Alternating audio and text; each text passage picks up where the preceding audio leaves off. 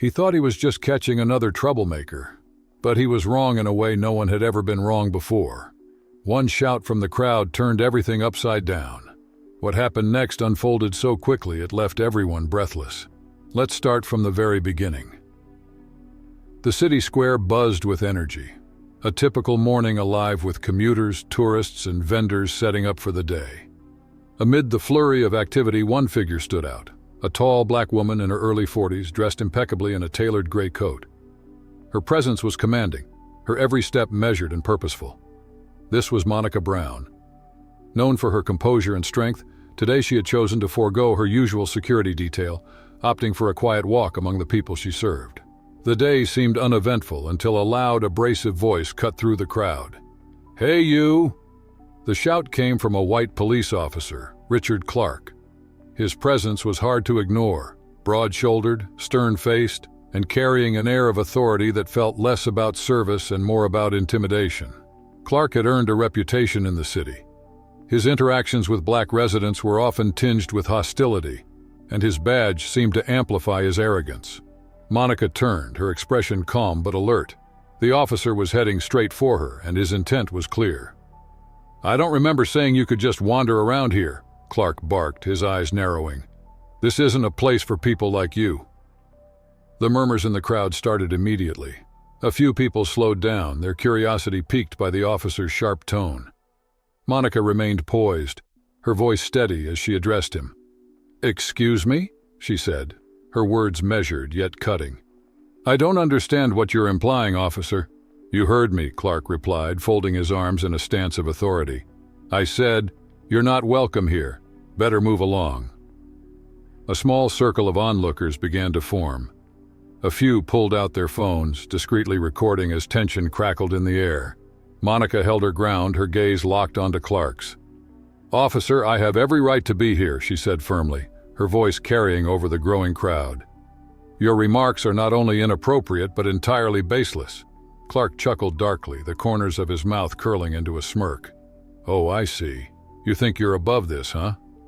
Let me remind you, this isn't your playground. The rules don't work the same for everyone." The murmurs of the crowd grew louder. Disapproval rippled through the gathering onlookers, their phones now pointed squarely at the officer. Monica's tone sharpened as she stepped closer.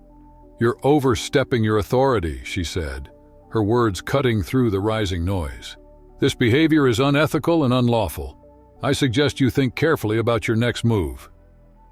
Clark's smirk deepened, a cold edge creeping into his voice. "Oh, we've got ourselves a tough one," he sneered. "All right then. Let's see how tough you are. You forgot your place. Time for a little reminder." Without another word, Clark lunged forward, grabbing Monica's arms and twisting them behind her back. The crowd gasped as the sound of handcuffs snapping into place echoed across the square. Monica winced but refused to cry out, her expression a mixture of pain and steely defiance. The bystanders erupted in protest. "Hey, that's not right," one woman shouted, her phone held high. Another voice chimed in. "What is he doing? She didn't do anything." Clark ignored them all, his grip on Monica firm as he began dragging her toward his patrol car. "You're getting what you deserve," he muttered under his breath, his tone dripping with condescension. Phones continued to record, the scene spreading quickly among the growing crowd. Monica straightened as much as the cuffs allowed, her voice calm but resolute. "You're making a serious mistake, officer," she said, her words ringing clear even as he pulled her forward. Clark didn't flinch. He was too wrapped up in his perceived authority to notice the shift in the atmosphere, the murmurs growing louder, the tension in the air thickening. The crowd wasn't just watching anymore. They were waiting. And though Clark didn't know it yet, the tables were about to turn in a way he couldn't possibly imagine. The square was electric with tension as the crowd grew larger, their murmurs rising into shouts. Phones captured every second, while some bystanders openly called out the officer.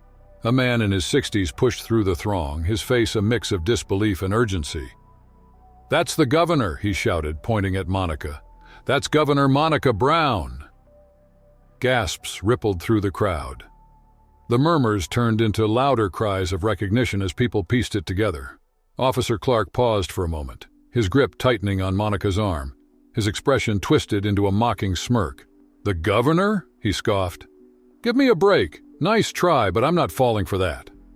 Monica turned her head to look at him, her calm composure now replaced with icy resolve. Her voice cut through the growing noise with chilling precision. "You've made a serious mistake, officer," she said, "and you're going to be held accountable for it." Clark shifted uncomfortably but refused to show weakness. "All right, enough with the show," he barked, glaring at the crowd. "Everyone back up and put those phones down. This is a police matter." The crowd wasn't having it. A woman's voice rose above the din. "It's true. She's the governor. I saw her on TV last week." Others joined in, their outrage fueling the pressure on Clark. Phones stayed trained on him, their owners refusing to back off. Clark's confidence visibly wavered, a bead of sweat forming on his temple. Before he could react, the blaring sound of tires screeching to a halt turned all heads toward the curb.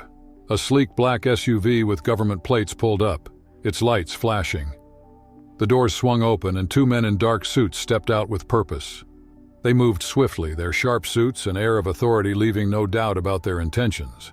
One of them held up a badge as he approached Clark. "Step away from Governor Brown immediately," the man said, his voice cold and commanding.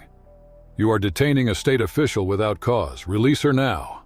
Clark's face drained of color. His grip on Monica's arm slackened as he stammered, I didn't know." "Now you do," Monica interrupted, her tone sharp and unwavering. She tilted her head toward her cuffed wrists. "Take these off carefully." Clark fumbled with the keys, his hands trembling as he unlocked the cuffs. The moment they fell away, Monica straightened her coat, her every movement exuding authority. She stepped closer to Clark, her voice cutting like ice. "It's too late for excuses," she said. "You've shown exactly who you are. This is no longer just about you. This is a matter of justice." The crowd erupted in cheers, their phones still recording every second. Clark stood frozen, his face a mix of shame and disbelief. Monica turned to her security team, who wasted no time escorting the stunned officer to a patrol car. The once powerful figure now looked small and powerless. The applause grew louder as Monica faced the crowd, her expression steady and resolute.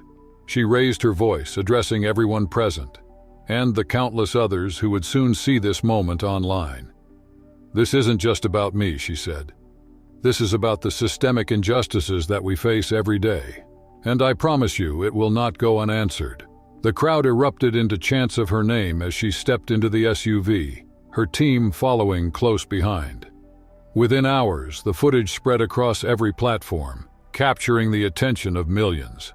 The city's police department issued a statement before the day was over, announcing that Officer Clark had been placed on leave pending investigation.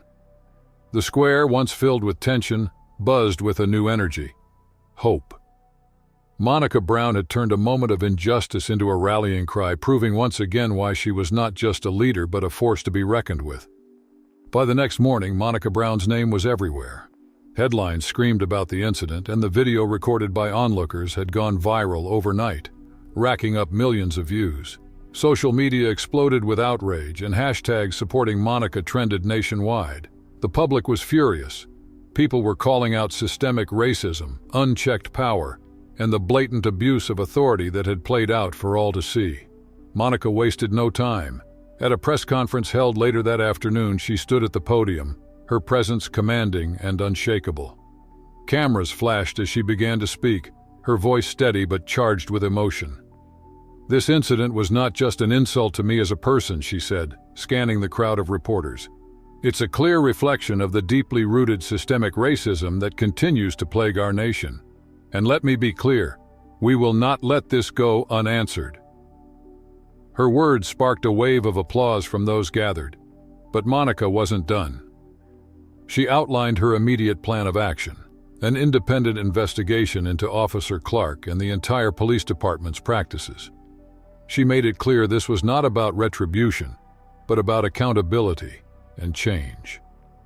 The investigation moved quickly, uncovering decades of ignored complaints, discriminatory practices, and outright abuses of power within the department. Clark's record alone revealed multiple instances of racial bias and misconduct, all of which had been conveniently swept under the rug. Monica's next move was swift and decisive. She announced sweeping reforms aimed at overhauling the city's police force. These included mandatory ethics and bias training for all officers, a transparent system for monitoring police actions, and the creation of a civilian oversight committee specifically focused on rooting out systemic racism in law enforcement. The reforms didn't stop there. Monica pushed for statewide policies requiring body cameras for all officers, stricter accountability measures for misconduct, and stronger protections for citizens reporting abuses. Her actions set a precedent, turning what started as a moment of injustice into a nationwide call for reform. Meanwhile, Clark's fate was sealed. The viral footage, combined with the evidence of his past behavior, left no room for excuses. He stood trial and was found guilty of abusing his authority. Stripped of his badge and sentenced for his actions, Clark became a symbol of what happens when power is misused. For the first time in his career, the system he had used against others held him accountable. Monica's actions didn't just lead to reforms, they inspired a movement. Across the state, people rallied in support of her mission, chanting her name in the streets and flooding social media with messages of solidarity. Campaigns urging justice and equality spread like wildfire, with Monica at the forefront. Her transformation from a victim of injustice to a champion of reform resonated far beyond her state. She became a national symbol of resilience and hope, a leader who not only demanded change, but made it happen. Through her persistence, she proved that fighting back against systemic inequality wasn't just possible, it was necessary. The story didn't just end with accountability, it marked the beginning of real change. Monica's resolve, coupled with the public's outcry, sent a clear message. Injustice would no longer be tolerated, and those in power would be held to the same standards as everyone else. And as the chants of her name echoed through city streets and her message continued to spread, one thing was undeniable. Monica Brown had turned a moment of cruelty into a turning point for justice. What would you have done in his place? Share your thoughts and experiences in the comments below. Have you or someone you know ever faced a similar situation? Let us know. Your voice matters. Don't forget to like this post and share it to keep the conversation going. This story was created to shed light on important issues and inspire change. Together, we can make the world a better place. ***. Your opinion matters. ***.